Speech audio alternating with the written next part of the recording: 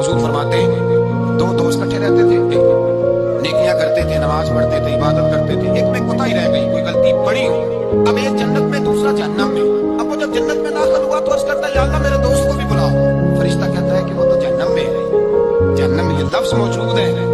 इतने खूबसूरत दोस्त भी होते हैं, इस तरह के भी ईराने होंगे, ये भी उन्वान होगा, कयामत में ये रंग भी महकेगा।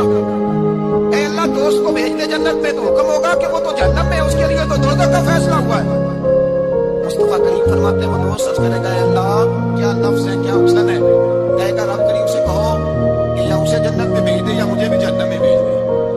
वो जन्नत मेरे किस काली जिथे यार नजर ना आवे, ते वो दोज़ख मैनू लख फरिश्ता जिथे सोना आवे जावे।